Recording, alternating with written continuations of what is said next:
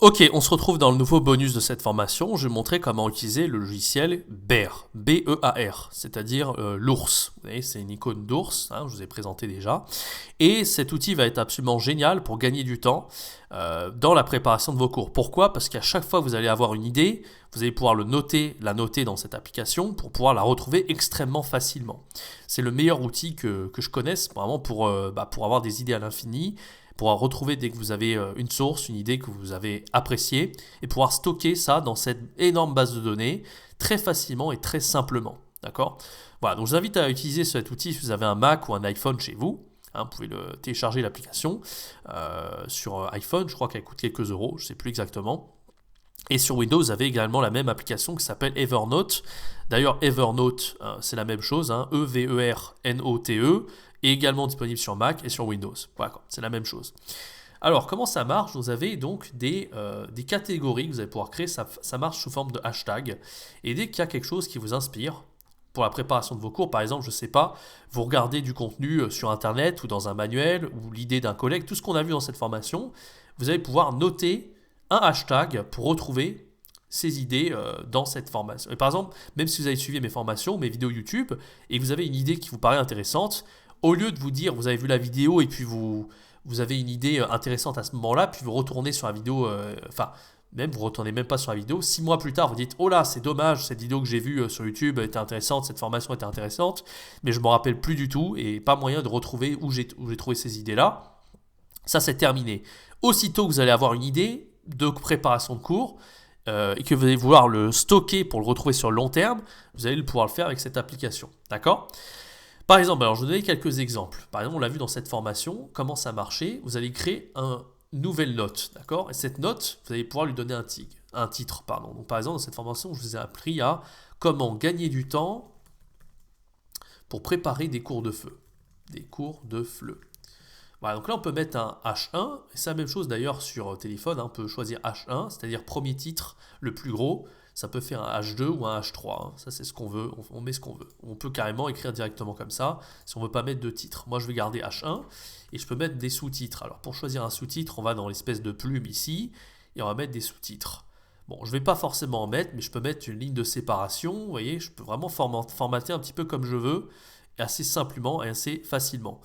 Donc si par exemple je veux mettre une liste à puces, pour noter des idées sur préparer plus vite ces cours de FLE, je peux mettre acheter des ressources, je peux mettre ce qu'on a dit dans cette formation, qu'on aurait dit acheter les autres, demander des idées aux collègues, improviser, etc. etc. Alors, vous voyez, on peut vraiment formater un petit peu comme on veut, comme ça.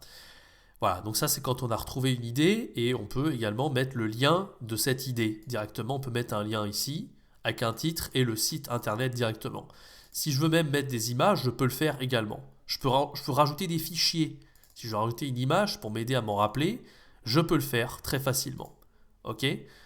Voilà, je ne sais pas trop ce que je vais mettre là, donc voilà, mais c'est pour vous montrer que je peux rajouter des images. Moi, par exemple, je le fais quand je tombe sur un site internet intéressant, même pour les échecs, parce que j'essaie de progresser aux échecs, je tombe sur des conseils par mail d'un joueur d'échecs assez fort. Le mail m'a plu, et ben je mets des captures d'écran de ce mail-là, comme ça, j'ai pas besoin de copier-coller, je peux faire ça en un clic, et j'ai un hashtag chess que je peux retrouver extrêmement facilement. D'accord? Quand je faisais des erreurs sur italki, je les ai notées ici aussi également pour me rappeler de faire ces erreurs-là.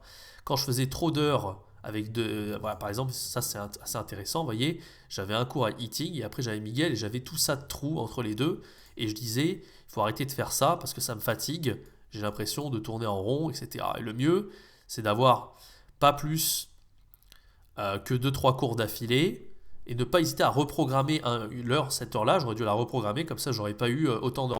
Vous voyez, c'est ça qui est intéressant, c'est même pour les erreurs, même ce que vous faites de pas bien, vous pouvez les noter à l'intérieur pour pouvoir y retrouver extrêmement facilement.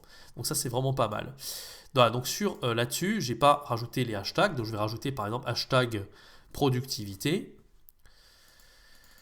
hashtag FLE, réflexion, même carrément, je peux mettre, voilà, je peux retrouver des hashtags que j'ai déjà choisis. Hashtag FLE et productivité. Donc par exemple, quand je vais dans le hashtag productivité ici, voilà, je peux retrouver des trucs que j'ai déjà notés auparavant.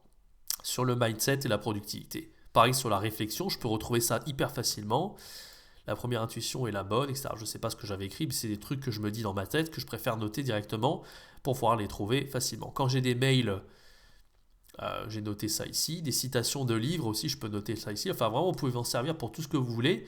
Mais pour les idées de cette formation que je vous ai donnée, pour aller plus vite, vous pouvez créer un mail, un hashtag, vous mettez les principales idées que je vous ai données dans cette formation pour gagner du temps dans la préparation de vos cours et les différentes sources, par exemple, que je vous ai données. Par exemple, si vous voulez créer une nouvelle note, comme j'ai été tout à l'heure là, je vais dans les notes, je vais là, et là je vais mettre Flippies. D'accord, et je vais mettre le lien du site Flippies, donc je crée un, pas file, mais link, et je vais mettre site Flippies, comme ça. Voilà, avec le site flippies.com. Voilà, et là j'ai le site de Flippies, je peux mettre celui des experts, etc., etc. Vous voyez, je peux même mettre des images. Donc c'est assez complet,